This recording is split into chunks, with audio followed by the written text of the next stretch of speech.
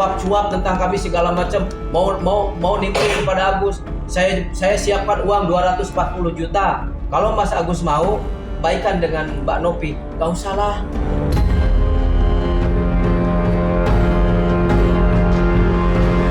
Saya marah pada siapapun oknum yang nyuruh Agus bikin LP. Ini otaknya di mana?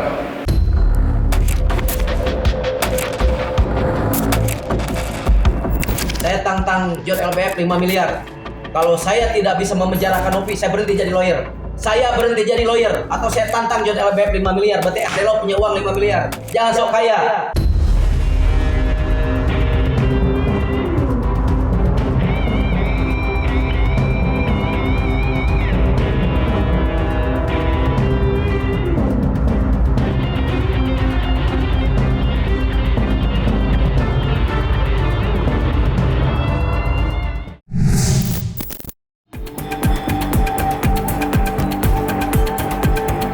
Bak sebuah bola panas yang menggelinding liar, kisruh uang donasi antara Agus Salim dan Pratiwi Novianti telah melebar kemana-mana. Pasalnya, semakin banyak saja pihak-pihak luar yang ikut buka suara dan mengomentari kasus Agus belakangan ini. Sontak saja, hal itu pun memancing rasa tidak suka dari pihak kuasa hukum Agus Salim dan keluarga. Bukan tanpa sebab, mereka merasa jika pihak-pihak itu seakan memanfaatkan kasus ini guna mencari popularitas belaka. Salah satu pihak yang disebut langsung oleh pihak Agus adalah John LBF. Seperti diketahui, ia memang kerap kali buka suara dan meminta Agus mencabut laporannya terhadap Novi. Sampai-sampai ia berjanji akan memberikan uang tunai senilai 240 juta untuk Agus jika dirinya merealisasikan hal itu.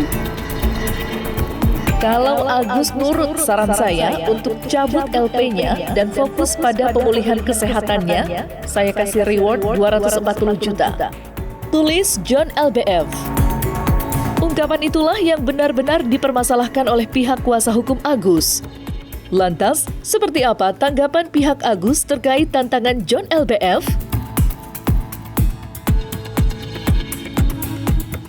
Kemarin John LBF suap-suap tentang kami segala macam, mau nimpulin kepada Agus.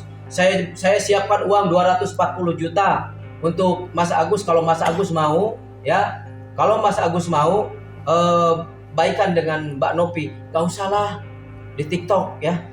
Kalau memang Anda mau bantu, datang kepada kami, yuk mediasi Pak John LBF, ya. Bukan Anda aja yang kaya raya, ya. Saya menghimbau, saya kemarin sudah posting, saya akan kasih uang 240 juta untuk Agus. Ya, ini untuk Agus nih. Kalau Agus bersedia mencabut LP-nya 7 hari ke depan, terhitung dari kemarin. Kenapa saya kasih waktu? Ya, harus biar cepat, biar dia bisa fokus kepada pemulihan kesehatannya. Ada mekanismenya. Berkaca dari pengalaman donasi, saya tidak kasih break di awal 240 juta. Jadi nanti akan kita buat secara perjanjian dengan lawyer saya bahwa uang itu adalah untuk, kan Agus sudah nggak bekerja nih sekarang. Jadi seolah-olah Agus jadi karyawan saya lah. Ya, kita akan buatkan kontrak perjanjian resmi di hadapan lawyer, ya, account pribadinya Agus. Jadi nanti kita akan bayar, saya akan serahkan dananya secara bulanan. Kenapa bulanan? Saya juga khawatir berdasarkan pengalaman donasi kemarin. Kalau saya kasih break di awal, takutnya ada kumbang-kumbang liar nih yang mencoba mengambil uang. Saya nggak menuduh ya, cuman ini antisipasi preventif aja. Kemarin saya statement di virtual, saya tantang John LBF 5 miliar untuk kasus hukum ini, ya. Kalau saya tidak bisa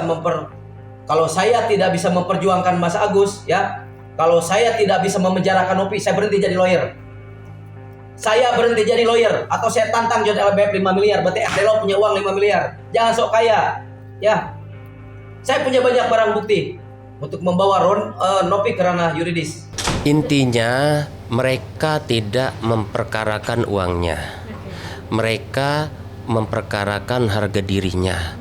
Mereka merasa hidupnya dalam bulian, ya, dalam ketakutan, dalam ancaman, bahkan mereka akhirnya kemana pun harus pakai cadar seperti itu. Jadi mereka sudah kehabisan akal harus berbuat apa, ya akhirnya minta tolong ke saya dengan harapan mereka, nama baik mereka bisa dikembalikan, ya jadi tidak dibully lagi, ya awalnya seperti itu gitu loh. Jadi ya itu emang hak buat mereka, ya bagaimanapun gitu loh, semua orang hak buat mendapatkan perlindungan gitu loh ya. Jadi saya sebagai advokat ya bekerja berdasarkan prosedur hukum yang ada.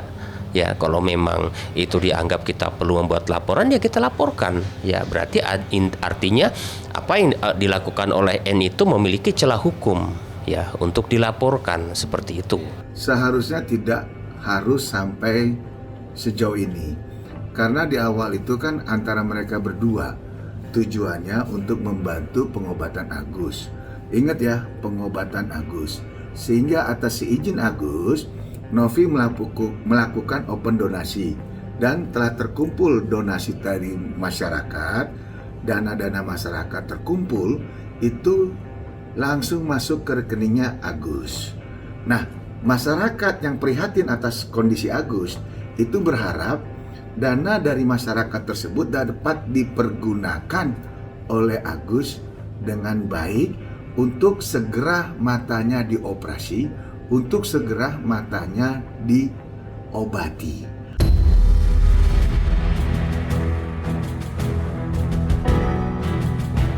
Sementara itu, keterlibatannya dalam kasus Agus telah membuat nama John LBF benar-benar tidak habis jadi pembicaraan. Di satu sisi, ada yang menganggapnya ikut campur, serta ada pula yang justru mengacungkan jempol terhadap aksinya. Namun di lain sisi, sebuah pertanyaan lain pun muncul dan menggelitik benak masyarakat tentang apa yang sebenarnya mendorong hati John LBF hingga dirinya sampai terjun ke dalam kisruh panas tersebut. Dan pada konferensi persnya kemarin, John LBF pun membuka semuanya, di mana ia mengaku jika langkahnya itu didasari dengan rasa murka terhadap orang yang mendorong Agus untuk melaporkan Pratiwi Novianti. Karena menurutnya, yang dibutuhkan Agus saat ini adalah pengobatan dan pemulihan, bukan polemik hukum yang berkepanjangan.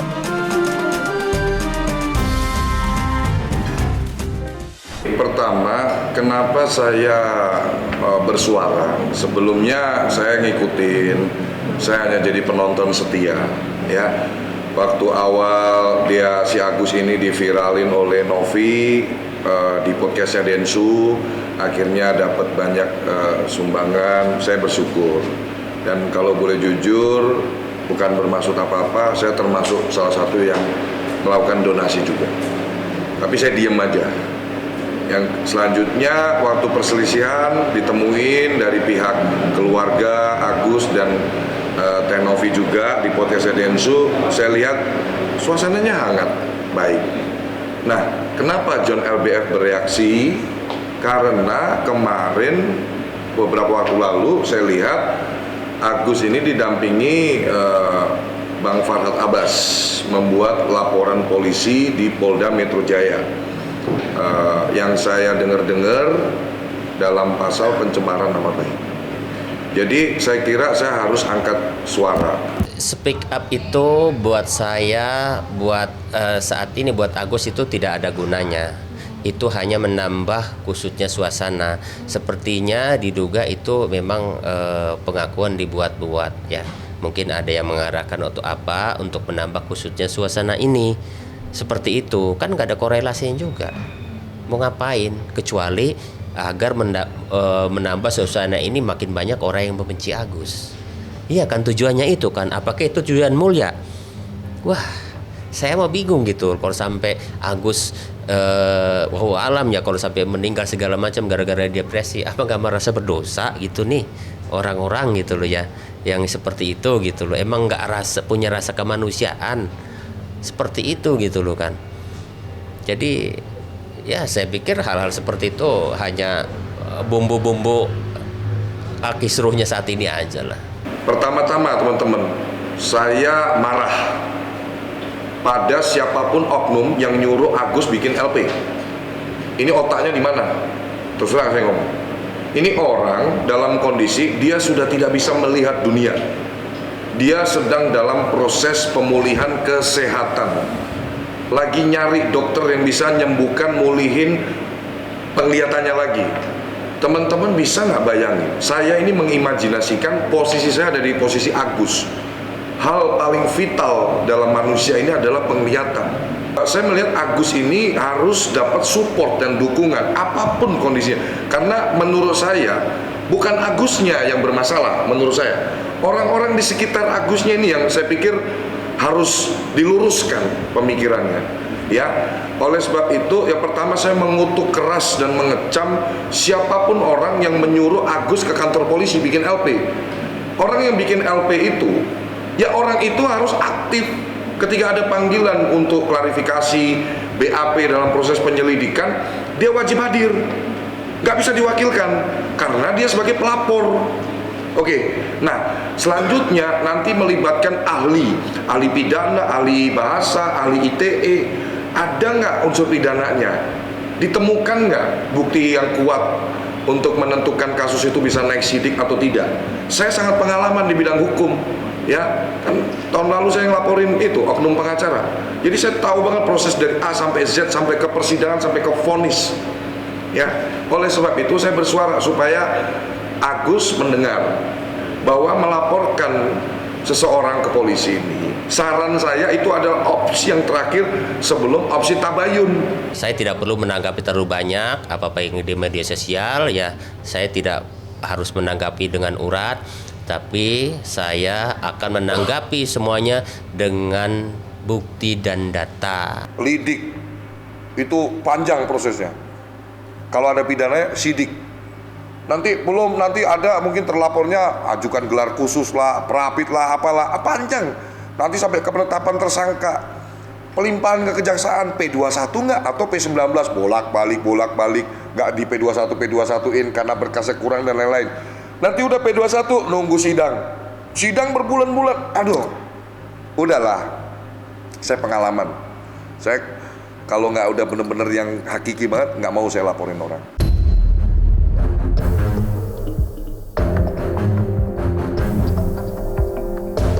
John LBF nampaknya benar-benar kecewa dengan apa yang kini terjadi di antara Pratiwi Novianti dan Agus Salim. Bahkan, ia sampai menduga adanya sosok yang menunggangi Agus dan mendorongnya membuat laporan terhadap Novi. Hal itu pun diungkapkan John LBF melalui media sosialnya. Orang udah kena musibah sampai penglihatannya hilang, malah dihasut buat bikin LP. Agak lain emang. Cabut aja LP-nya Gus, ajaran sesat itu dari si Pansos. Tegas John LBF. Iya, besar rasa murka John LBF bahkan mendorongnya untuk melontarkan sindiran terhadap seseorang yang ia anggap pansos dan menggunakan kasus ini untuk mencari popularitas. Lantas, mungkinkah sindiran pansos itu ditujukan untuk Farhad Abbas? Dan seperti apakah pula Farhad Abbas menanggapi tudingan pansos yang dilemparkan oleh John LBF?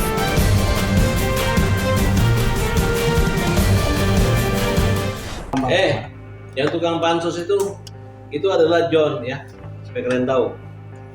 Kalau dia manusia normal, ya, masa nyuruh Agus cabut laporan baru dikasih uang 200 juta? Emang apa? Ya, udahlah, kamu tuh nggak usah cari gara-gara sama orang buta. Mana ada orang, John, kamu kalau di Agus cabut laporan dikasih sekian, makanya contoh. Ya udah nggak usah main deh, nanti bisa berantem sama kita, nggak ada gunanya loh berantem sama gue gitu ya. Karena kamu tuh kita anggap aja rumput-rumput liar yang nggak penting bagi saya.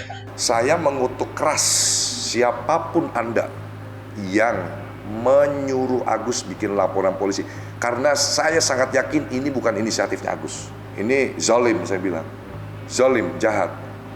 Orang lagi sakit bos, bawa badan aja susah, matanya nggak bisa ngelihat, disuruh ke kantor polisi bolak-balik. Logika dan akal sehat berpikirnya di mana? Apalagi kalau memang itu keluarga, dari pihak keluarga. Makanya saya bilang tadi, siapapun yang nyuruh Agus bikin LP, saya kutuk keras. Saya marah. Ya, kamu kalau mau bantu orang tuh kasih solusi. Kalau nggak bisa kasih solusi, diem. Ya, kayak saya dong. Berani ngomong, berani keluar duit. Ya, 240 juta saya kira cukup lah nominalnya lah. Ya, nggak ngomong doang saya. Agus sudah saya kasih info di postingan saya. Keluarganya semoga baca, dengar. Hubungin lawyer saya, hubungin tim saya. Ayo kita ketemu. Ya, kita bikin perjanjiannya, langsung saya cairkan dananya. Kalau memang kalian mau berimbang informasi, datanglah ke sana seperti apa kondisinya. Saya aja yang awalnya tidak respect, begitu datang ke sana nangis saya. Begitu melihat kondisi dia geletak di kasur tanpa spray dengan yang seperti itu gitu. Enggak, kita harus lihat dari sisi kemanusiaannya. Kan kita belajar agama. Emang dia koruptor. Koruptor aja nggak ada yang berani sebuli itu. Penyelesaian masalah ini supaya kedepannya tidak ada hal-hal seperti ini lagi gitu yang menyiksa diri saya gitu. Saya udah kepengen rasanya bebas dari dunia-dunia viral ini gitu, karena ini sangat merugikan saya secara pribadi juga gitu. Kenapa merugikan saya? Saya tersiksa dengan keadaan seperti ini gitu. Kenapa harus menjadi besar seperti ini? Pertama, saya dirugikan pandangan orang maupun di seluruh terus maupun di kampung saya, semua itulah saudara-saudara saya. Seakan-akan kita itu yang dikabarkan begitu gitu, tapi kan kenyataannya tidak seperti itu gitu. Saya ingin itu semua tidak yang seperti dibayangkan gitu. Ya saya pasrahkan sama Allah lah, hanya Allah yang tahu lah gimana keadaan saya dan keluarga saya gitu. Oknum yang memanfaatkan Agus, yang bujuk-bujukin Agus untuk bikin laporan polisi ini jahat banget menurut saya. Ini orang kenapa kok disuruh-suruh bikin laporan polisi, dibujuk-bujukin? Emang semudah itu ngelaporin orang? Tahapan prosesnya itu panjang loh.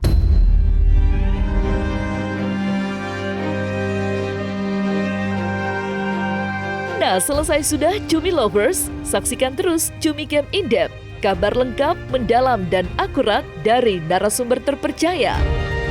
Dan jangan lupa untuk like, subscribe, dan juga share channel YouTube Cumi Cumi.